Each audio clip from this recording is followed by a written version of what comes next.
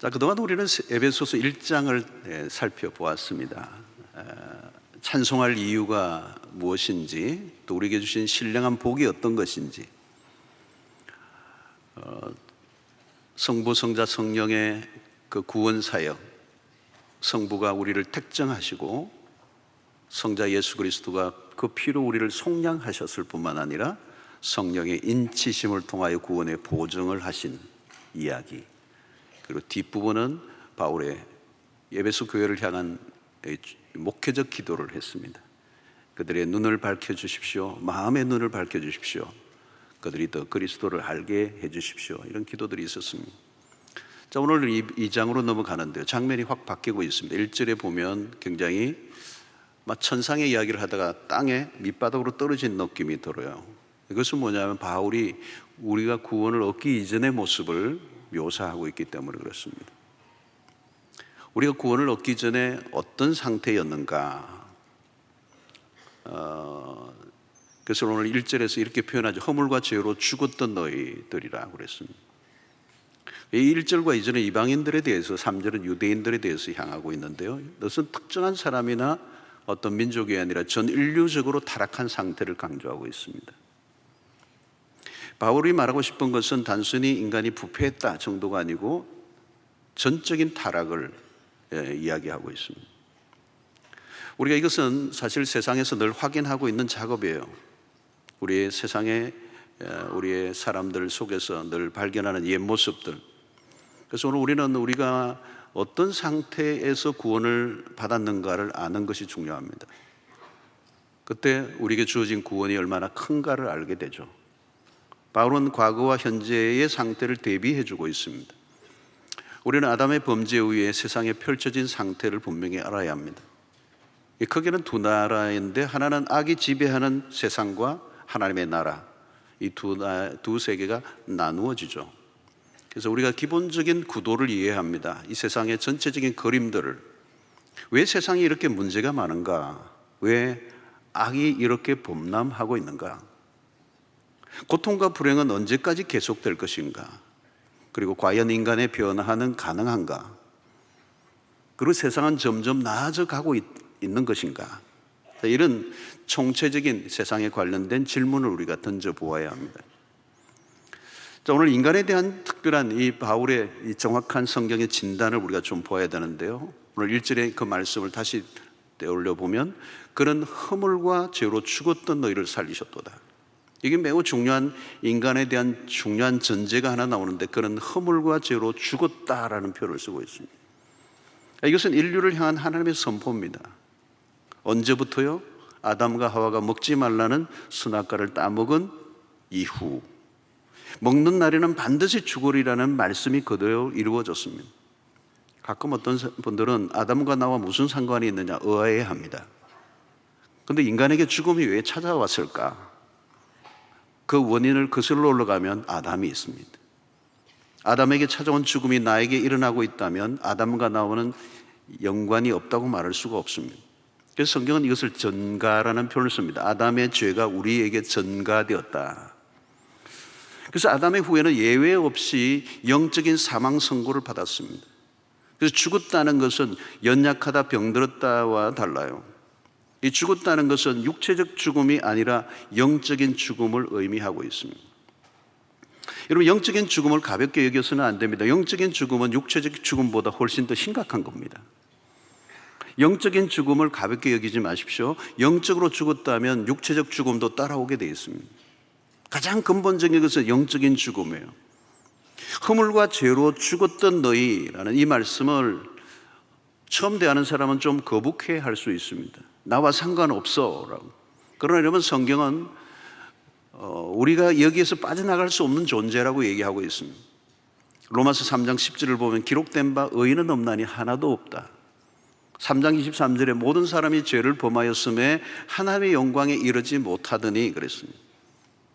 이런, 만약 나는 죄인이 아니라고 끝까지 우긴다면 심각한 일이 하나 벌어집니다. 용서받을 길이 없어집니다. 인간은 기회만 되면 죄로부터 빠져나갈 궁리를 합니다. 그러나 우리는 허물과 죄로 죽었던 자들이라는 거예요. 언젠가 죽을 것이다가 아닙니다. 이미 죽어 있다는 겁니다. 영적으로는 죽은 상태로 태어났어요. 과거에 이미 죽었다면 현재는 어떨까요? 당연히 죽어 있는 것이죠.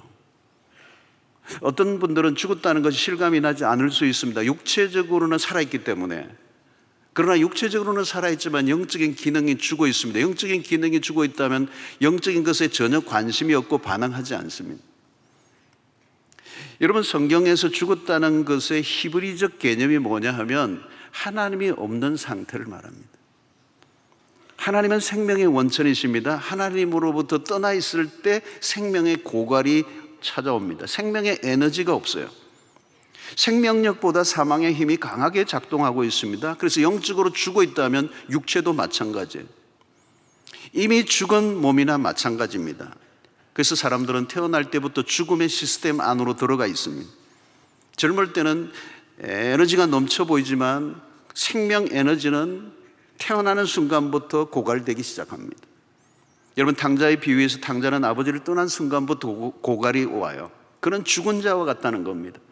나중에 아버지의 표현이 뭡니까? 이 내 동생은 죽었다가 살아났으며 내가 잃었다가 얻었다, 이렇게 표현합니다. 여러분, 영적인 의미로 보면 태어날 때부터 영적 사산입니다. 영적 좀비들입니다. 죽은 채로 돌아다니는 겁니다. 영적으로는 죽은 상태로 돌아다니는 겁니다. 하나님의 생명으로부터 멀어져 있습니다. 하나님과 단절되어 있으면 죽음의 힘이 압도적으로 지배하게 되어 있습니다. 하나님에 대해서 죽은 자라는 것이죠. 그래서 디모데전서 5장 6절에 이런 표현을 합니다. 향락을 좋아하는 자는 살았으나 죽었느니라. 이것도 영적인 표현입니다. 계시록 3장 10절에도 사대 교회의 사자에게 편지하라. 하나님의 7영과 7별을 가지신 이가 이르시되 내가 내 행위를 아노니 내가 살았다 하는 이름은 가졌으나 죽은 자로다.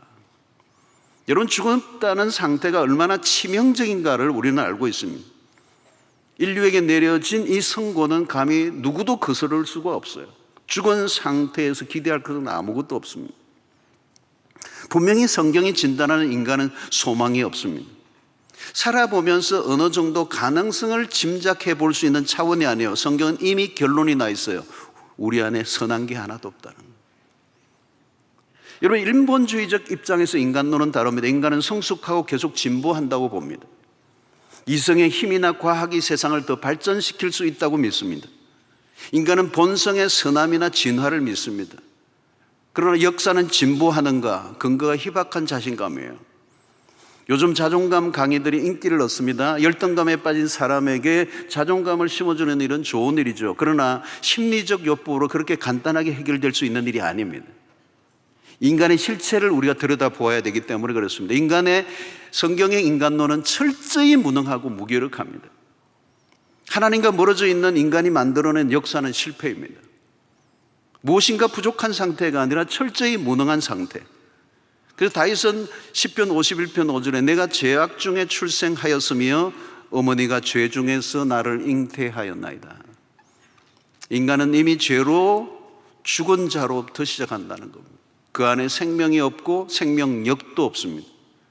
여러분, 시신을 본 적이 있습니까? 감각이 전혀 없습니다. 변화의 의지가 시신에는 없어요. 하나님에 대해서 반응하지 않습니다. 돌처럼 딱딱합니다. 하나님의 존재를 거부하죠. 무시하는 정도가 아니라 반항하는 태도를 가지고 있습니다. 태생적으로 인간은 하나님과 원수입니다. 왜 쉽게 죄를 지을까요? 하나님이란 존재를 하면 그렇게 되는 것입니다. 죄를 얼마나 가볍게 다루는지 모릅니다. 죄 지은 것을 자랑스럽게 여깁니다. 살았다 하나 실상한 죽은 자들, 뿌리 없는 나무와 같습니다. 어떤 행위든지 죽은 행실에 불과한 것입니다. 하나님을 떠난 인간은 도덕적으로 선할 수가 없습니다. 성경을 들여다보면 인간에 대한 환상이 깨어집니다. 그 자체로 절망입니다. 여러분, 인간이 처한 상황은 소망이 없습니다. 인간은 스스로 의미 있는 삶을 살아갈 수 없다고 말합니다. 스스로 망하는 것이 서서히 망해져 가는 게 아니라 망하기로 작정하며 살아가는 인생. 아무리 내가 제대로 살고 싶어도 안 되는 거죠. 하나님과 멀어진 상태는 모든 것이 최악입니다. 바로 이것이 구원 이전의 우리의 모습이라는 겁니다. 우리가 그랬습니다. 우리는 그렇게 살아왔습니다. 그런 존재였습니다. 자, 바울은 계속해서 구원 이전에 우리에게 영향을 끼쳤던 세 가지를 2절, 3절에서 알려줍니다.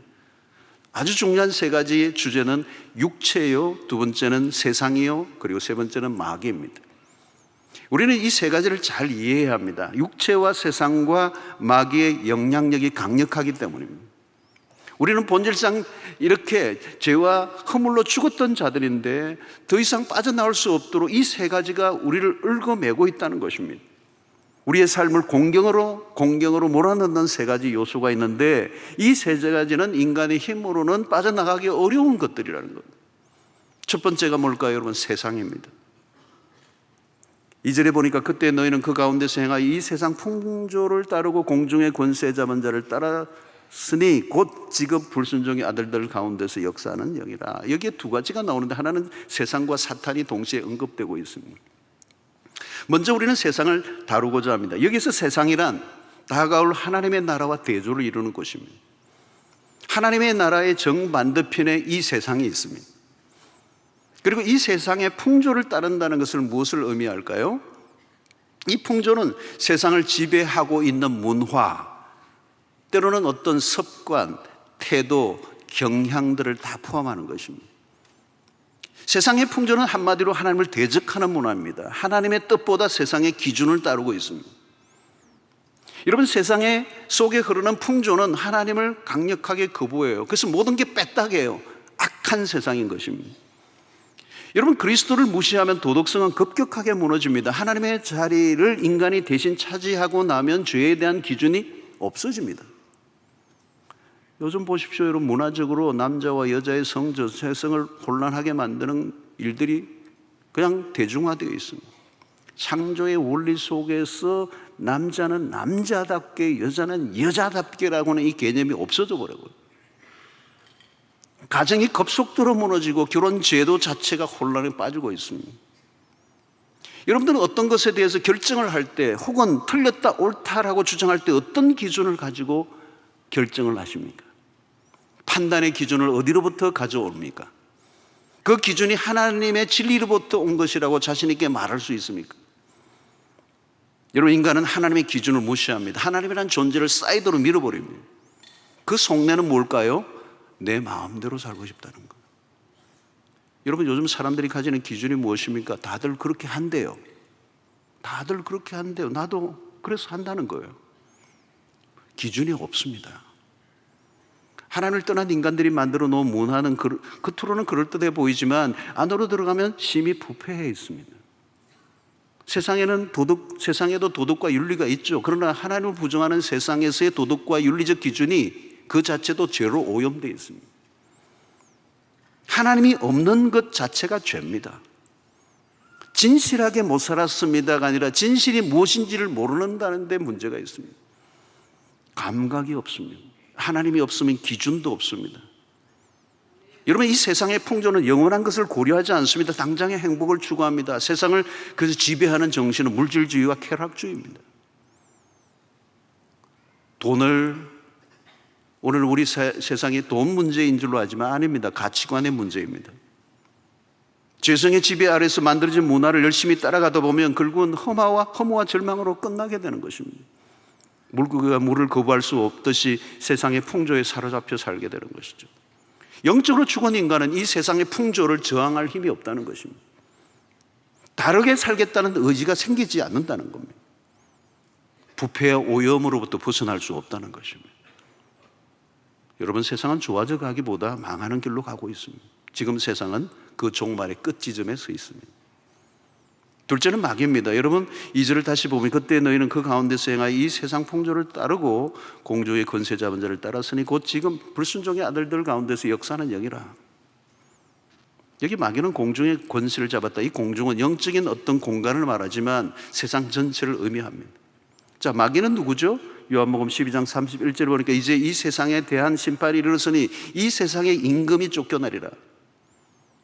그 쫓겨나야 될 존재가 누구? 이 세상의 임금인데 바로 마귀를 말하는 겁니다. 이 세상의 왕으로 군림하고 있다는 겁니다. 자, 고린도후서 4장 4절을 보십시오. 그 중에 이 세상의 신이, 여기는 이 세상의 신이래요. 마귀가 신으로 군림하고 있는 것입니다. 이 말은 표현은 뭘까요? 왕이다, 신이다라는 의미는 강력한 힘을 가지고 있는 실제라는 겁니다. 마귀는 어떤 목적을 가지고 활동을 합니다. 주된 목적이 뭘까요? 불순종들의 아들들 가운데 역사한다. 죄인된 인간을 포로로 삼아 철저히 하수인으로 만들고 있는, 부패한 본성을 가진 인간은 사단에 쉽게 굴복을 당합니다. 여러분 보십시오. 하나님을 대적하는 일에는 마귀와 인간이 주기척척 맞아요. 우리가 죄인이기 때문에 죄를 짓는 일에 능합니다. 마귀는 우리가 죄를 짓도록 부추기고 자극함으로 더 많은 죄를 짓도록 일조하고 있습니다. 그래서 죄성을 가진 인간과 마귀가 힘을 합치면 가공스러운 악을 만들어내는데, 이 악의 시너지, 그래서 인간의 세상은 사단의 노예 아래에 있다는 겁니다. 그렇다고 모든 것을 사단에게만 돌릴 수 없습니다. 인간은 스스로 사단의 지배를 받는 걸 선택했기 때문에 인간은 사탄의 노예살이하기에 알맞은 조건을 갖추고 있습니다. 그래서 불순종의 아들들이라는 거죠. 여러분, 우리가 이전의 삶을 가장 적절하게 묘사하는 단어가 뭐냐? 우리의 이전의 상태는 불순종이었다는 거예요. 여러분, 아담의 피해는 불순종의 흐름입니다. 불순종은 역사가 깊습니다. 하루아침에 갑자기 불순종이 나온 게 아니고, 이 불순종은 아담으로부터 시작이 된 것입니다.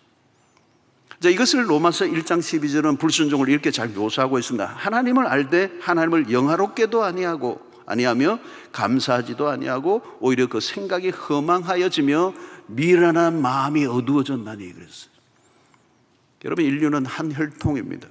아담의 계보입니다. 머리끝부터 발끝까지 불순종으로 가득 차 있습니다.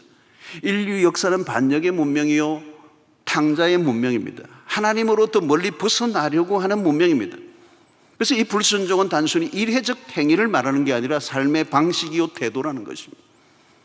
그래서 공중의 권세 잡은 자를 따랐으니라고 할 때, 이 따랐으니는 의지를 가진 적극적인 행동을 말하는 겁니다. 인간은 죄를 수동적으로 짓지 않습니다. 죄에 대해서 매우 적극적입니다. 마귀의 노예 상태로 보면 맞아요. 인간이 사탄의 노예 상태로 있을 때 속수무책으로 끌려가고 있다는 것입니다. 타락한 영인 마귀에게 타락한 영을 가진 인간이 철저히 결속되어 있는 관계. 마귀는 지금도 개인이나 가정이나 공동체 안에 분열을 야기하고 파멸을 몰아가는 일에 열심입니다. 파괴적인 일들이 끊임없이 일어나는 것은 세상 안에서 마귀가 엄연히 활동하고 있다는 증거입니다. 여러분, 우리가 구원받기 전에 그렇게 마귀의 신복으로 끌려다니며 살아왔습니다. 이 타락한 인간이 타락한 영인 마귀의 존재로부터 벗어날 길이 없었던 거예요. 사단에 포로된 삶은 얼마나 비참한지 결국은 망하는 길로 친절히 안내하는 것입니다. 마귀는 지금도 활개를 치고 있습니다. 여러분, 에베소서 이제 마지막 부분을 우리가 이 마귀와의 전쟁을 어떻게 치룰 것인가가 에베소서 마지막 부분에 우리가 다루게 될 것입니다. 세 번째는 육체죠. 오늘 3절에 보니까 전에는 우리도 다 그 가운데서 우리의 육체의 욕심을 따라 지내며 육체와 마음에 원하는 것을 하여 다른 아들과 같이 본질상 진노의 자녀였다. 여기 육체란 물리적인 이 몸, 바디를 말하지 않아요. 재성을 가진 존재라는 의미입니다. 그래서 이 육체는 타락한 인간의 본성의 지배를 받고 있는 상태다. 하나님 없이 살려는 성향과 습관을 포함하는 것이 바로 육체라는 것입니다. 이 육체, 진리로부터 멀어지고 하나님으로부터 독립하려고 하는 것입니다. 결국 자신이 하나님이 되어가는 삶, 그 안에는 뭐가 있다고요? 오늘 육체의 욕심을 따라. 여러분, 인간은 본성적으로 타락한 욕망이 숨어 있습니다. 육체의 욕심을 추구합니다. 욕심을 가진 그 욕망한 것을 포기하지 않아요. 육체와 마음에 원하는 것을 하려고 모든 걸 동원한다는 것. 한번 욕망에 사로잡히면 그 안에서 빠져나오지 못하는 것입니다. 목표한 것이 있으면 끝내는 손에 쥐려고 하는. 근데 여러분, 이 인간의 원함, 욕망이 끝이 없다는 겁니다. 끝이 없다. 욕망하면 그 욕망한 것을 붙잡지만 그 욕망이 끝난다고 끝나는 게 아니라 끊임없이 우리 안에는 마음에 원하는 것이 생기기 때문에. 여러분, 옛날에는 비누도 비누 하나가 있으면 다 해결했어요. 머리부터 발끝까지 다 했어요. 여러분 기억하시나요? 당신의 비누 다이알 그거 아세요? 향기도 너무 좋아요. 그때 제 기억으로는 지금도 그 다이알 비누 냄새는 나는 것 같아요. 그게 막 향기 같아. 뭐 머리도 감고 뭐 샴푸 뭐 린스 이런 게 어디 있었어요? 하나면 충분했거든. 그런데 지금은 뭐 어마어마한 종류가 있어요. 비누만 한 게 아니라 뭐 이 제품이 얼마나 많은 종류가 있는지 끝도 없어요. 여러분들 이제는 도시락 반찬에 학교 갈 때 그 딱 계란 후라이 하나만 올려놓으면 끝이었어요. 제 친구가 부자였거든요. 나는 계란 후라이를 올려놓을 수준이 안 되었어요. 식사할 때 여러분 흰 쌀밥만 있으면 끝내주잖아요. 거기에 간장만 있고 참기름만 있으면, 거기에 마가린이 또 붙여진다면 황홀함 그 자체죠. 그러나 지금은 여러분 안에 원하는 게 많아졌어요. 원하는 것이 끝이 없어졌어요.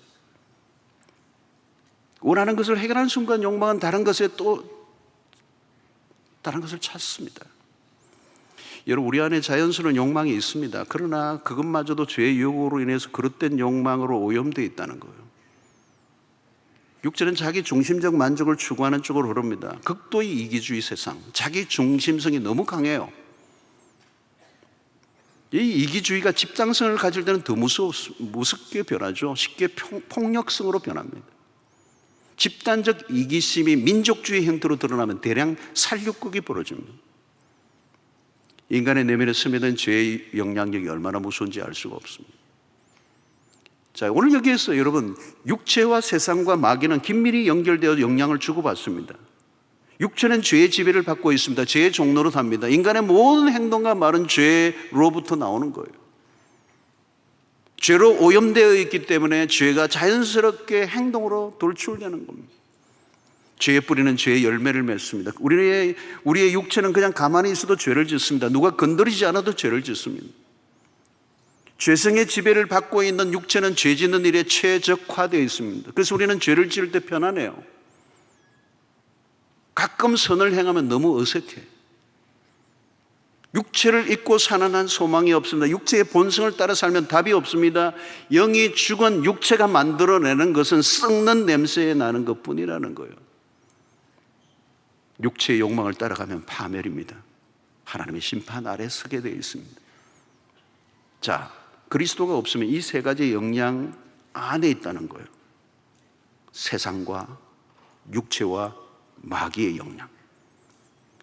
지금껏 우리가 살아온 삶의 모습이에요. 이 세 가지를 극복하는 건 어렵습니다. 이 세 가지는 인간이 죽음의 상태에 머물러 있도록 지키고 있습니다. 딱 짓고 있습니다. 이 세상이, 그리고 우리의 육체의 본성이, 그리고 마귀의 권세가 죽음의 상태, 죄와 허물로 죽었던 상태를 유지하도록, 그것으로 끝내도록 붙들고 있다는 거예요. 그러므로 여러분 죄의 지배 아래 있는 육체, 하나님을 부정하는 세상, 세상을 지배하고 있는 어둠의 권세의 마귀가 활동하고 있는 동안에 인간은 죽은 자로 살아가는 겁니다. 이 세 가지의 거대한 힘에 끌려 다니는 한 인간은 절망적인 상태에 그대로 놓여 있을 수밖에 없습니다. 사랑하는 성도 여러분, 우리나라를 보십시오. 이전에 비해 경제적으로 얼마나 나아졌습니까? 밥도 제대로 못 먹던 나라가 이렇게 세계가 놀라는 경제 대국이 되었습니다. 전쟁 이후 폐허가 된 이 나라의 그때 국민 개인 소득은 $67였습니다. 지금은 3만 불 시대를 넘었습니다. 이전의 관점에서 보면 꿈이 이루어졌습니다. 그런데 세상이 더 나아졌습니까? 그렇게 열심히 일을 하고 돈을 벌었는데 우리의 삶은 과연 나아졌는가? 오히려 인간성은 더 망가졌습니다. 삶의 질은 더 떨어졌어요. 도덕성이 조금이라도 나아졌다고 말할 수가 없어요. 인간관계를 보십시오. 이전보다 훨씬 더 많이 깨어졌습니다. 인간성이 많이 피폐해졌습니다. 인간은 소외와 외로움에 더 빠져 있습니다. 이렇게 우울증과 자살이 많아 본 적이 없습니다. 오늘날 정상적인 가정이 10%도 안 된다는 통계가 나옵니다. 부모를 때리는 페르나들이 많아지고 자기가 난 아이를 내버리고 죽이는 부모들이 많아지고 각종 중독들은 도를 넘었습니다.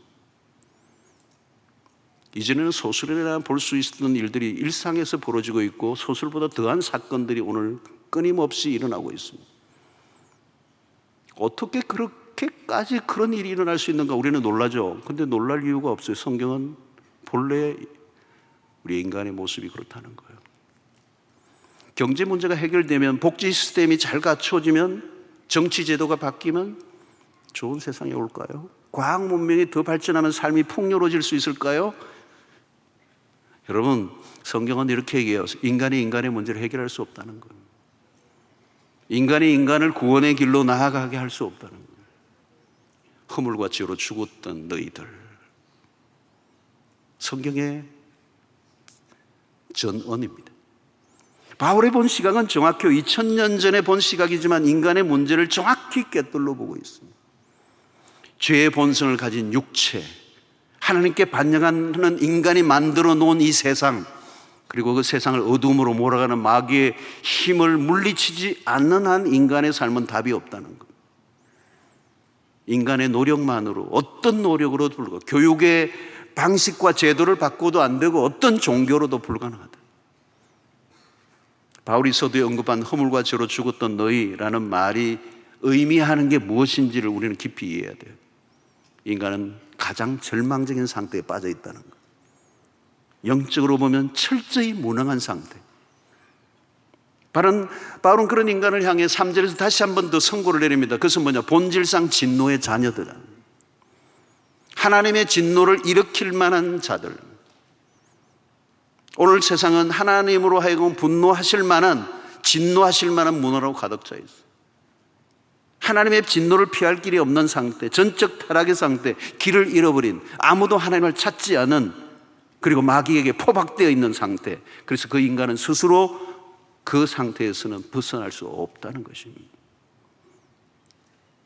그래서 오늘 여러분 1절부터 2장 1절부터 3절의 이 말씀은 짧은 구절이지만 로마서 1장부터 3장까지를 잘 요약한 내용이에요. 여러분 집에 가셔서 로마서 1장부터 3절 읽어보십시오. 답이 없는 거예요. 출구가 보이지 않아요. 그래서 여기서 우리는 숨을 한번 고르고 4절을 읽어야 합니다. 여기에 놀라운 반전이 시작되기 때문에. 영어 성경을 보면 이 4절에 but이라는 단어가 나와요. 전환입니다. but.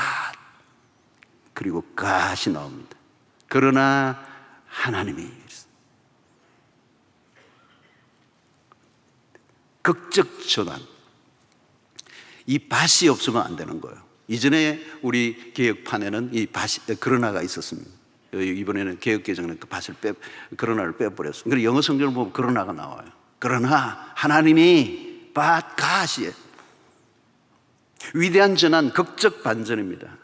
그래서 1절에 허물과 죄로 죽었던 너희들을, 4절에는 그러나 하나님이 그 비참한 상태에서 하나님의 놀라운 사랑으로 극적으로 구조하신 얘기예요. 4절에 긍휼이 풍성하신 하나님이 우리를 사랑하신 그 큰 사랑을 인하여 하나님의 편에서 구원의 손을 내미셨다는 것. 5절이 절정이죠. 허물로 죽은 우리를 그리스도와 함께 살리셨고 너희는 은혜로 구원을 받은 것이라. 짧지만 강력한 복음이에요. 우리의 과거와 현재를 바꿔놓는 복음입니다. 칠흑같이 어두운 밤하늘에 한 줄기 빛이 쫙 임하는 거예요. 위대한 반전의 답은 뭐예요? 아들 예수 그리스도. 인간의 편에서 살 수 있는 일은 아무것도 없습니다. 그래서 복음이요 은혜입니다. 어떻게 이런 일이 날 수 있는가? 7절을 보십시오. 이는 그리스도 예수 안에서 우리에게 자비하심으로써 그 은혜의 지극히 풍성함을 오는 여러 세대에 나타내려 하심이라. 바울은 지금 무엇을 표현하고 싶어 합니까? 4절에 긍휼이 풍성하신 그 큰 사랑, 7절에 그 은혜의 지극히 풍성함. 바울은 지금 사랑, 긍휼, 은혜, 자비라는 단어를 사용하고 있습니다.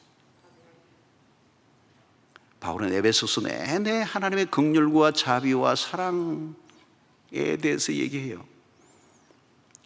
왜 이 얘기를 할까요? 우리의 과거의 상태를 알면 이해가 옵니다. 우리의 과거의 상태로는 도무지 우리의 스스로는 구원에 이를 수 없는, 너무도 완전히 절망적인 상태에 빠져 있는 무기력한 상태에 있었기 때문에, 하나님의 편에서 우리를 건져주지 않으셨다면 소망이 없는 우리들이기 때문에,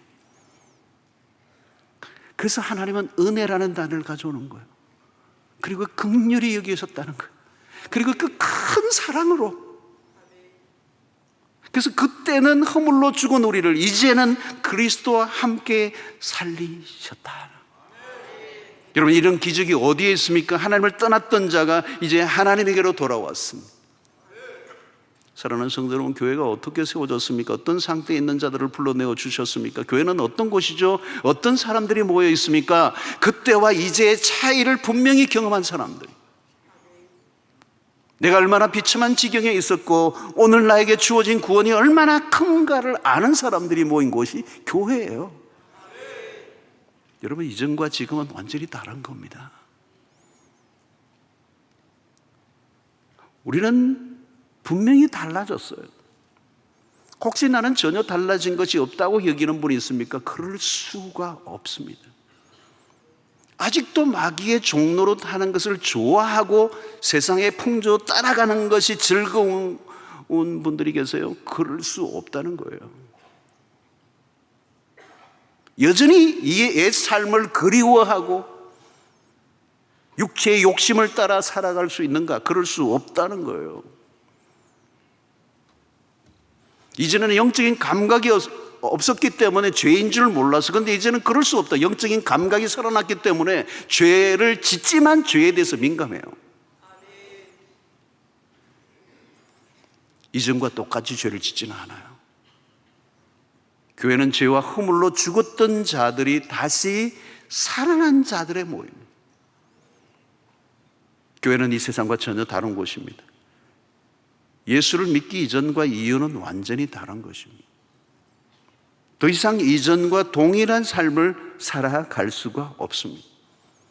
죄에 대한 우리의 태도가 달라졌어요. 영적 감각이 살아나서 이전과 같이 살 수가 없어요. 만약 이전과 달라진 것이 하나도 없다면 아직 예수를 믿지 않고 있을지는 몰라요. 더 이상 이전에 우리를 지배하던 육체의 본성과 이 세상의 풍조와 마귀의 수하에 더 이상 붙들려 있을 수가 없습니다. 사랑하는 성도 여러분, 복음은 우리에게 자유라는 선물을 주셨습니다. 그 자유는 육체의 본성의 지배에서 벗어난 자유, 세상의 풍조를 따르는 삶으로부터의 자유, 마귀의 속박으로부터의 자유예요. 물론 아직 완전하지는 않습니다. 그러나 가면 갈수록 이 자유를 누리는 삶이 더 커져가야 정상인 것이죠. 우리에게 일어난 이 자유는 그리스도 안에서 일어났습니다. 5절과 6절을 보십시오. 허물로 죽은 우리를 그리스도와 함께 살리셨고 너희는 은혜로 구원을 받은 것이라. 또 함께 일으키사 그리스도 예수 안에서 함께 하늘에 앉히시니, 그리스도와 함께 살리셨고 함께 일으키시고 함께 하늘에 앉히시니, 아담과의 연합에서 그리스도와의 연합으로 바뀌어졌습니다. 모든 것은 예수의 죽으심과 부활의 사건을 통하여 이루어지게 되었습니다. 그리스도는 우리를 붙들고 있던 죄와 사망의 굴레를 끊어내셨습니다. 사망의 결박을 풀어내셨습니다. 마귀의 결박에서 노임을 받게 하셨습니다. 이게 복음입니다. 마틴 루터는 사탄과 세상과 육체에 대하여 3번 죽었다고 강조합니다. 사랑하는 성도 여러분, 그때와 지금 여러분들 무엇이 달라졌습니까? 우리는 그것을 확인할수록 우리의 구원의 감격은 더 커져갈 것입니다. 도무지 소망이 없던 우리, 어떤 영적인 것에 대해서도 반응하지 않았던 철저히 죽었던 나를 하나님께서 불쌍히 여기시고 구원의 선을 내미시고 그 아들과 함께 우리를 살려내신 그 은혜, 이 복음이 우리에게 깊이 다가올 때 우리는 감격하지 않을 수가 없습니다. 사랑하는 성도 여러분, 우리는 이제 죽은 자가 아니라 살아난 자로 살 수 있기를 축원합니다. 이제 영적인 감각이 살아나고 죄에 대해서는 죽고 하나님에 대해서는 산 자로 살 수 있게 되기를 축원합니다. 이전과 지금은 달라요. 이제 완전히 달라진 삶이 비록 지금은 미성숙하여 완전한 단계로 나아가지는 못하지만 세월이 흐르면 흐를수록 이제 이전의 삶과 전혀 다른 새로운 삶이 여러분들 안에 펼쳐지게 되기를 축원합니다. 얼마나 끔찍한 상태에서 우리를 건져내신 그 은혜가 큰지를 깨달으며 구원의 감격이 식어지지 않을 뿐만 아니라 이 세상과 육체와 마귀의 권세로부터 벗어나 그 구원에 받은 백성으로서 자유를 누리며 날마다 그리스도를 닮아가는 주의 백성들로 성숙해 가는 은혜가 있게 되기를 주의 이름으로 축원합니다.